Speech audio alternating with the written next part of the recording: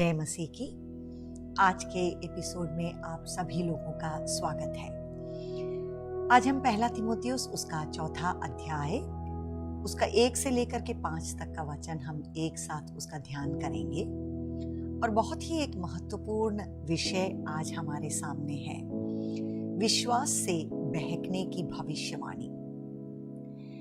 हमें पता है कि पौलुस प्रेरित इन तीनों अध्याय में हमने कुछ डिटेल में उसको देखा कि वो क्या कुछ अपने आत्मिक पुत्र को सिखा रहे हैं, समझा रहे हैं। और पहले अध्याय में शुरू करते करते इस पत्री के आरंभ में ही उन्होंने इस बात को बहुत ही क्लियरली जो है एड्रेस किया कि वहां पर झूठी शिक्षा देने वाले कई लोग इफिसुस की कलीसिया में उठ खड़े हुए थे और उन झूठी शिक्षाओं के कारण वहां पर बहुत जो है कंफ्यूजन हो रहा था, प्रॉब्लम था चर्च में। तो उस बात को किस तरह से तुम्हें कंट्रोल करना है, किस तरह से ऐसे शिक्षकों को तुम्हें पहचानना है, उनको क्या आज्ञा देना है, ये सारी बातें प्रेरित ने उनको समझाई।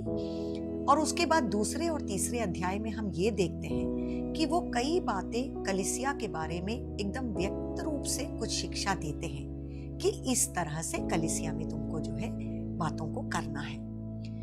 फिर मानो वो जल्दी बिल्कुल एक प्रोफेसी स्पिरिट में आ जाते हैं, जैसे कि आत्मा उनको उस समय पत्री लिखते लिखते कुछ बातें उनके मन में भविष्यवाणी के रूप में आने वाले समय में कैसा कुछ होगा उसके बारे में कुछ चेतावनी, कुछ भविष्यवाणी बहुत ही महत्वपूर्ण रूप से जो है उसको बताते हैं। आइए हम एक साथ इस वचन को पढ़ें। पहला तीमुथियुस 4 अध्याय। परंतु आत्मा स्पष्टता से कहता है कि आने वाले समयों में कितने लोग भरमाने वाली आत्माओं और दुष्ट आत्माओं की शिक्षाओं पर मन लगाकर विश्वास से बहक जाएंगे। यह उन झूठे मनुष्यों के कपट के कारण होगा जिनका विवेक मानो जलते हुए लोहे से दागा गया है, जो विवाह करने से रोकने और भोजन की कुछ वस्तुओं से परे रहने की आज्ञा देंगे, जिन्हें परमेश्वर ने इसलिए सृजा कि विश्वासी और सत्य के पहचानने वाले उन्हें धन्यवाद के साथ खाएं। क्योंकि परमेश्वर की सृजी हुई हर एक वस्तु अच्छी है और कोई वस्तु अस्वीकार करने के योग्य नहीं, पर यह कि धन्यवाद के साथ खाई जाए, क्योंकि परमेश्वर के वचन और प्रार्थना के द्वारा शुद्ध हो जाती है। Praise God. हम यहाँ पर देखते हैं कि बहुत ही एक महत्वपूर्ण विषय जो है प्रेरित तीमुथियुस से कह रहे हैं कि आत्मा स्पष्टता से कहता है, द स्पिरिट एक्सप्लिसिटली सेज, ऐसा कह करके वो जो है शुरुआत करते हैं। परंतु उसका शुरुआत ही इस वाक्य से है, परंतु but the spirit explicitly says, क्योंकि उसके पहले तीसरे अध्याय के 14, 15 और 16 वचन को पिछले एपिसोड में हमने देखा।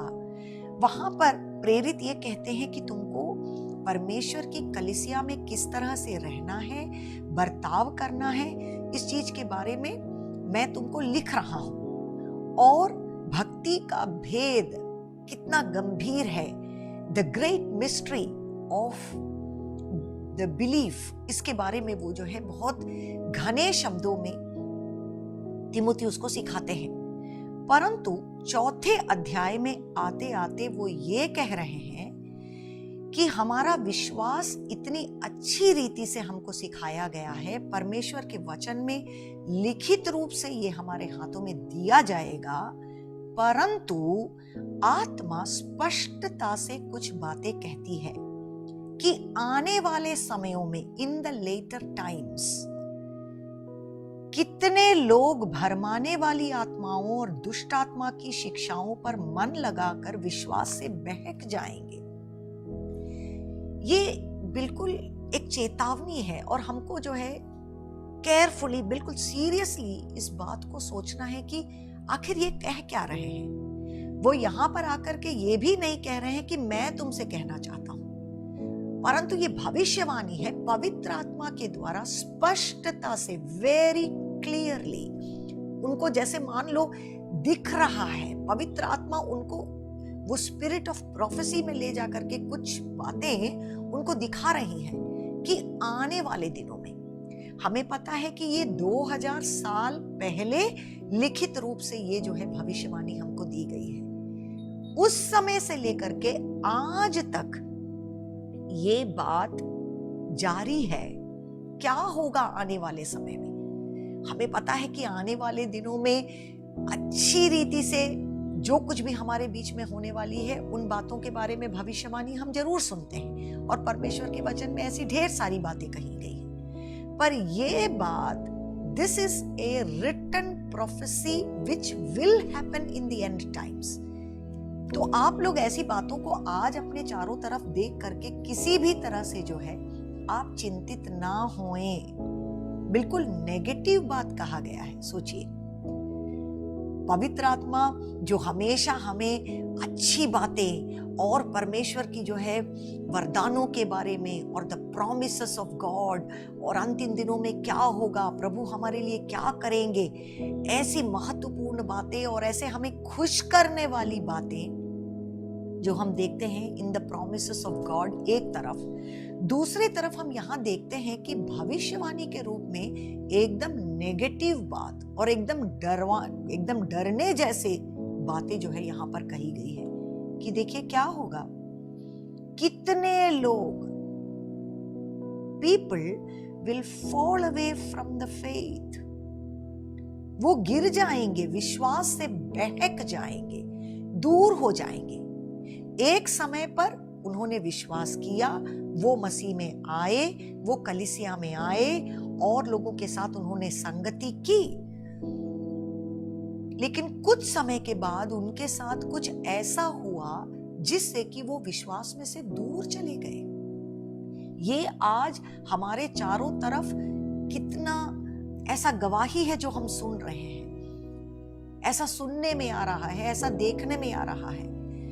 ऐसे लोग जो कि बहुत बड़ी गवाही को लेकर के मसीह में आए, उनको बहुत बड़ा स्पिरिचुअल एक्सपीरियंस हुआ, वो मिनिस्ट्री में भी चले आए, उनके हाथों से चंगाई भी हो गया और कितने लोग उनके पीछे भी पड़ गए। लेकिन आज हम देखते हैं कि जिस विश्वास में वो आए, उन्होंने पूरी तरह से विश्वास त्याग करते हुए बिल्कुल गलत रास्ते में वो पड़ गए। ऐसा होगा। और जितना हम मसीह के दूसरे आगमन के करीब हैं, जितना जितना हम उसके करीब आते जा रहे हैं, उतना अधिक जो है हम देखेंगे कि ऐसी बातें हमारे चारों तरफ हो रही हैं। और आप ध्यान दीजिए, यहाँ एक बात ये भी कही गई है कि इनके साथ ऐसा क्यों होगा। ये लोग तो अच्छे हैं, उनका स्पिरिचुअल एक्सपीरियंस भी सही ही था, वो विश्वास में आए, ये बात भी सच्ची है, लेकिन उनके साथ ऐसा क्यों हुआ? क्योंकि इसके पीछे भरमाने वाली आत्माएं और दुष्ट आत्माओं की शिक्षाएं जो है, इनको इस तरफ ले गई। शैतान जो कि हमेशा प्रभु का विरोध करता है, प्रभु का विरोध और प्रभु के लोगों का विरोध करता है, लोगों को विश्वास में से हटा करके ले जाना चाहता है, ये उसका काम है। इंग्लिश में ऐसा कहा गया है, because they will pay attention to deceitful spirits and doctrines of demons. हम बिल्कुल ऐसे सादे विश्वासी के रूप में रहते हैं, हमको समझ में भी नहीं आता है कि दुष्ट आत्माएं ऐसा काम कर भी सकती हैं क्या। लोगों के मन में झूठी बातों को लेकर के आना और दुष्ट आत्माओं की शिक्षा की ओर लोगों का मन लेकर के जाना, धीरे धीरे, रातों रात ऐसा कुछ नहीं होता है, या एक हफ्ते में, एक महीने में ऐसा बात नहीं होता है। धीरे धीरे धीरे धीरे उनके मन में ऐसी झूठी बातों को लेकर के आते हैं, परमेश्वर के वचन में जो है विरोध लेकर के आते हैं और ऐसी शिक्षाओं की ओर उनको खींच करके ले जाते हैं। तो इन व्यक्तियों को भी पता नहीं चलता है कि उनके साथ हो क्या रहा है। दूसरा वचन भी बहुत इंपॉर्टेंट है, देखिए, यह उन झूठे मनुष्यों के कपट के कारण होगा जिनका विवेक मानो जलते हुए लोहे से दागा गया है। तो पहले वचन में हम पढ़ते हैं कि दुष्ट आत्माओं के बारे में कहा गया है कि किस तरह से शैतान इनके पीछे है। The source comes from the devil and from demons. इसका सोर्स उनमें से है, वो ही है जो आकर के ऐसी सोच लोगों के मन में डाल करके जाते हैं और ऐसी झूठी शिक्षाओं को लेकर के आते हैं। लेकिन शैतान मनुष्यों के द्वारा ही काम करता है। तो वो किसको पकड़ता है? कुछ झूठे मनुष्यों के कपट के कारण कुछ मनुष्यों को वो पकड़ता है, जिनके द्वारा वो इन बातों को कलीसिया में लेकर के आ जाए, लोगों के मन में लेकर के आ जाए। कुछ मनुष्यों को वो ऐसा पकड़ लेता है ताकि उनकी चिंताओं में और उनकी बातों में उसके द्वारा ये शिक्षाएं जो हैं वो दूसरे लोगों के पास लेकर के आते हैं, और वो भी विश्वासी ही हैं। और देखिए उनका एक स्पेशलिटी क्या बताया गया है, जिनका विवेक मानो जलते हुए लोहे से दागा गया है। देखिए, by means of the hypocrisy of liars seared in their own conscience as with a branding iron। ये हमारा विवेक या कॉन्शियंस एक मनुष्य के अंदर में वो भाग है जहां हम सच्चाई क्या है और गलत क्या है, इन दोनों बातों के बारे में हमको एक समझ आ जाता है।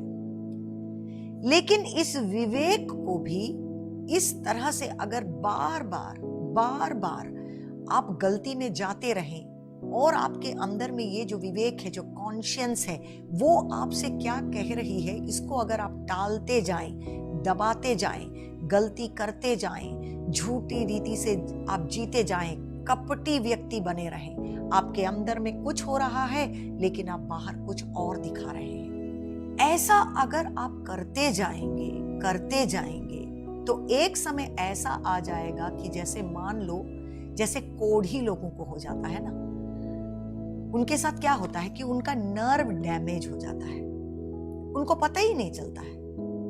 वो एक रोग ऐसा है कि या फिर जल जाने से भी ऐसा हो जाता है, डॉक्टर लोगों को पता है।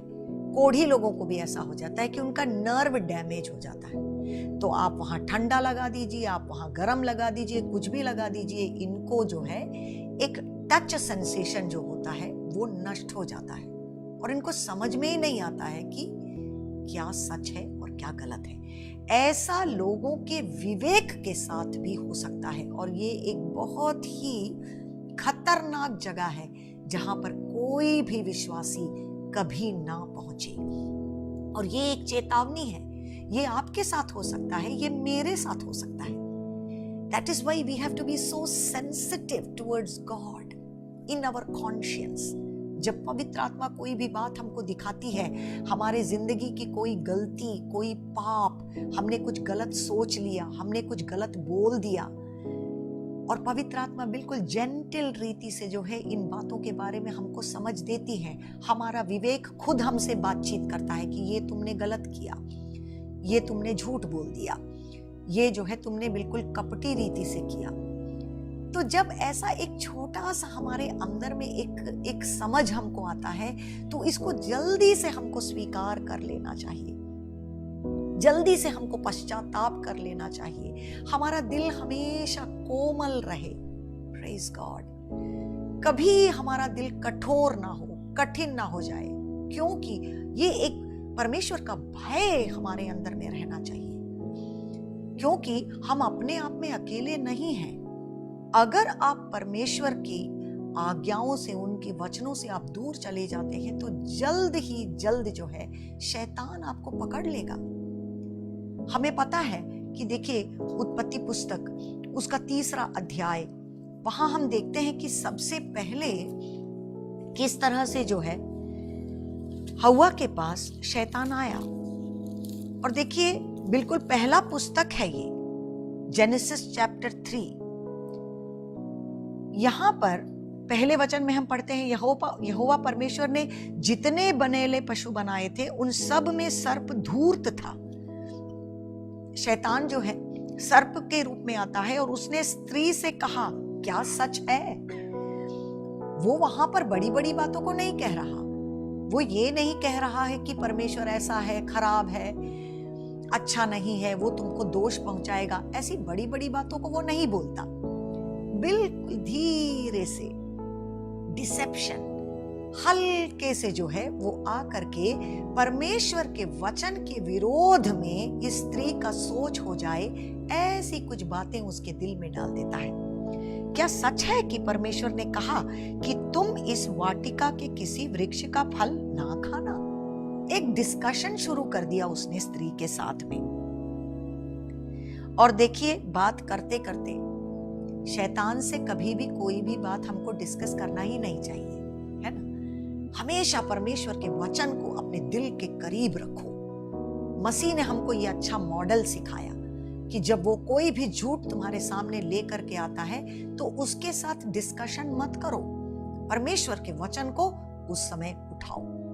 देखिए, बोलते बोलते आप ये सारा बात पढ़िए, ये बहुत ही अच्छा है कि किस तरह से इस स्त्री को सर्प ने अपने जाल में फंसा लिया। चौथे वचन में आते आते, तब सर्प ने स्त्री से कहा, तुम निश्चय ना मरोगे। एक सोच में उसने शुरुआत की, और क्योंकि स्त्री ने उसकी बात सुनने के लिए अपने दिल को लगाया, चौथे और पांचवें वचन में हम देखते हैं कि शैतान जो है सर्प के रूप में जो स्त्री के पास आया, अब इसको टीचिंग दे रहा है। दुष्ट आत्मा की शिक्षा किस तरह से व्यक्तियों के दिल में घुसती है, देखिए वो सिखा रहा है, वो बाइबल टीचिंग दे रहा है इसको। तब सर्प ने स्त्री से कहा, तुम निश्चय ना मरोगे, वरन परमेश्वर आप जानता है कि जिस दिन तुम उसका फल खाओगे उसी दिन तुम्हारी आंखें खुल जाएंगी और तुम भले बुरे का ज्ञान पाकर परमेश्वर के तुल्य हो जाओगे। ये एक झूठी शिक्षा है, एक गुड एग्जाम्पल है। यहां हम देखते हैं कि परमेश्वर ने बिल्कुल करेक्ट शिक्षा उसको दी। बहुत कॉम्प्लिकेटेड बात नहीं है, क्लियरली उनको बताया, शिक्षा दी कि तुम ऐसा करना, ऐसा नहीं करना। पीछे से शैतान आता है, स्त्री के साथ में वार्तालाप शुरू करता है। चौथे पांचवें वचन में आते आते वो टीचिंग दे रहे कि तुम नहीं मरोगे, तुम अगर इसका फल खाओगे तो तुम्हारा आंख खुल जाएगा। It is so good to be independent of God.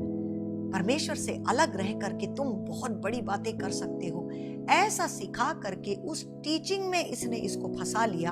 और आप आगे पढ़ते जाइए, क्योंकि उसने शैतान की बातें स्वीकार कर ली और सुन ली, धीरे धीरे उसके कदम जो है पाप की ओर बढ़ने लगे। और यही ट्रिक है जो शैतान उस दिन से लेकर के आज तक मानव जाति के साथ करता है, प्रभु के लोगों के साथ करता है, कलीसिया में विश्वासियों के साथ करता है।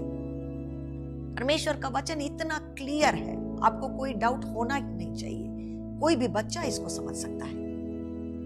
लेकिन आपके अंदर अगर वो कोई भी पाप को देखता है, कोई भी चिंता को ऐसा देखता है, आप किसी भी तरह से आप चोट पाए हो, आपके दिल में जो है क्षमा ना करने का कोई भी बात अगर वो देखता है, कोई ऑफेंस देख लेता है, तो आ करके धीरे से अपने आवाज को आपके अंदर में डाल करके वो चला जाएगा, आपको पता भी नहीं चलेगा। इसीलिए आपको परमेश्वर के करीब रहना है, प्रभु के वचन के करीब रहना है, पवित्र आत्मा से सेंसिटिव रहना है, परमेश्वर के लोगों की संगति में रहना है, हमेशा प्रार्थना में जागृत रहना है, because this is a great danger we are इन।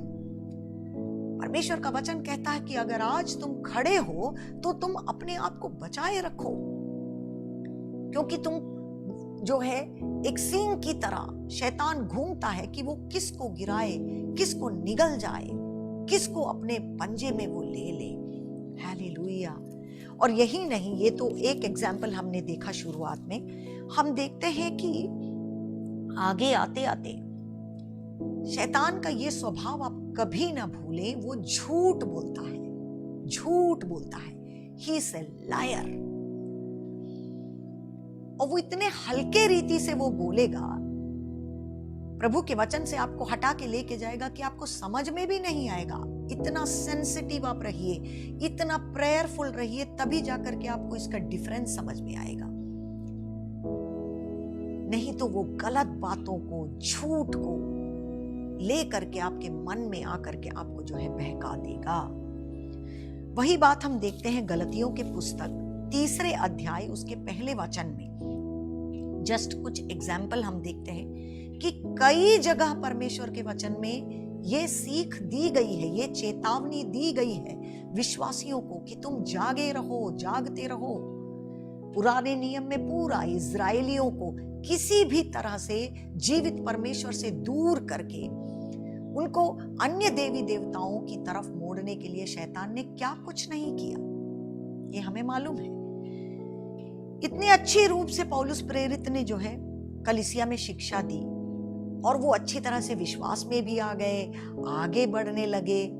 कुछ समय के बाद हम देखते हैं तीसरा अध्याय उसका पहला वचन, गलतियों का पुस्तक तीसरा अध्याय पहला वचन, और वो यहां पर प्रेरित हार्ड वर्ड्स यूज करते हैं। हे निर्बुद्धि गलतियों, किसने तुम्हें मोह लिया है? तुम्हारी तो मानो आंखों के सामने यीशु मसीह क्रूस पर दिखाया गया। इंग्लिश में वो और क्लियर है, you foolish Galatians, who has bewitched you, before whose eyes Jesus Christ was publicly portrayed as crucified.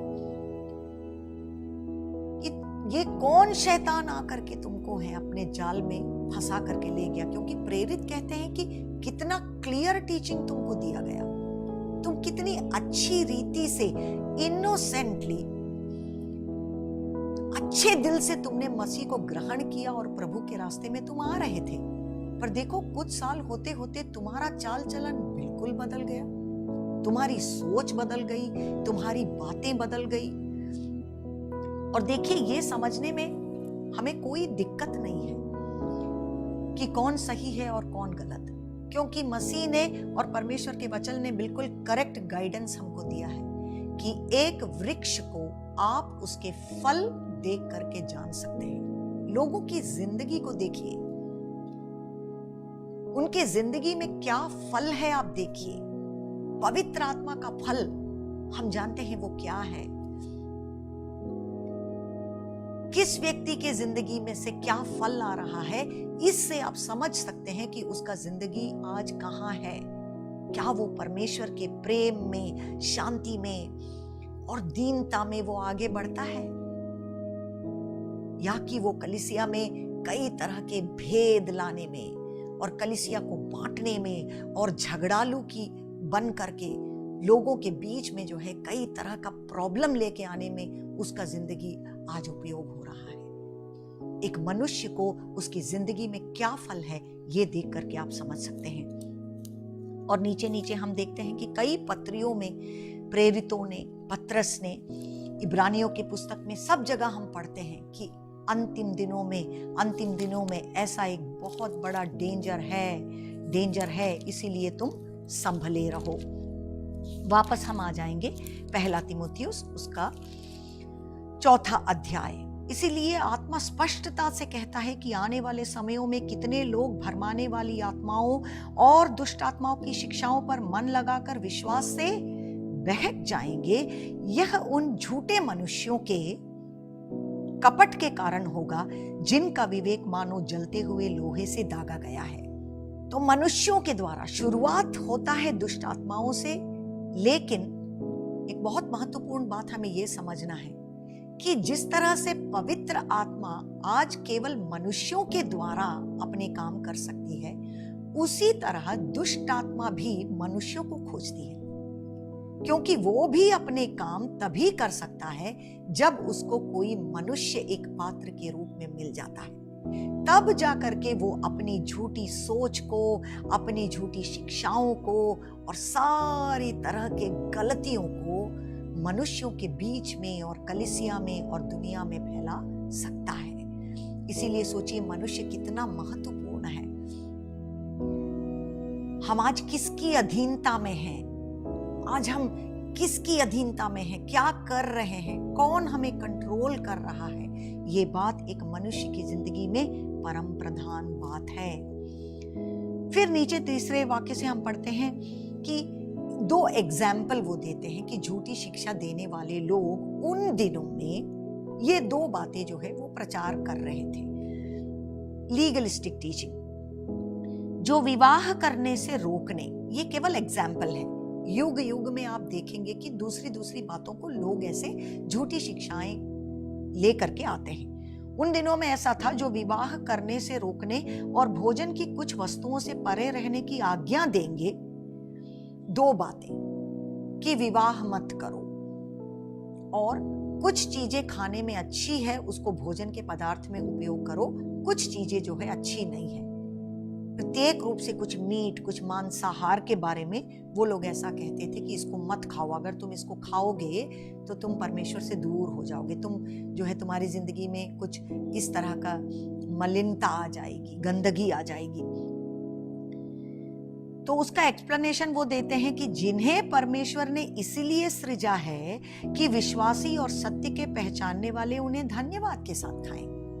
तो रोमियो की पुस्तक में और कई जगह हम ये पढ़ते हैं कि परमेश्वर के लिए ये तो बड़ी बात है ही नहीं कि तुम्हारे अंदर क्या जाता है, हर एक चीज को धन्यवाद के साथ खाओ, क्योंकि परमेश्वर का वचन हमें सिखाता है कि ये सारी बातें मनुष्यों के लिए परमेश्वर ने बनाई है।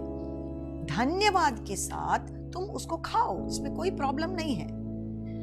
और देखिए, पौलुस प्रेरित खुद अविवाहित है, ही इज नॉट मैरिड, लेकिन परमेश्वर के वचन में ऐसी शिक्षा है ही नहीं कि तुमको विवाह से जो है रोका जाए, क्योंकि ये खुद वैवाहिक जीवन जो है और marriage is honourable among all, ये प्रभु के खुद की सोच थी कि मनुष्य को जो है अकेला नहीं रहना चाहिए, तुम्हारे साथ ऐसा एक हेल्पर होना जरूरी है, तब जाकर के तुम्हारी जिंदगी जो है एक तरह से कंप्लीट होएगी। तो ऐसा नहीं सिखाना चाहिए, इस तरह से जो है प्रेरित कह रहे हैं। फिर चौथे वाक्य में बोलते हैं, क्योंकि परमेश्वर की सृजी हुई हर एक वस्तु अच्छी है।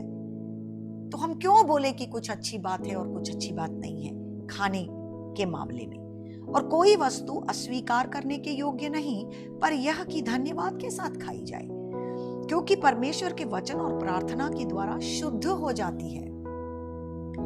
ये सीख परमेश्वर के वचन में कई जगह पर बिल्कुल क्लियरली दिया गया है कि इस तरह की जो है लीगलिस्टिक टीचिंग को आप लेकर के मत आइए कि आप विवाह नहीं करेंगे, आप कुछ दिनों में उपवास करेंगे, आप कुछ वस्तुओं को खाएंगे नहीं खाएंगे, आप वेजिटेरियन रहेंगे।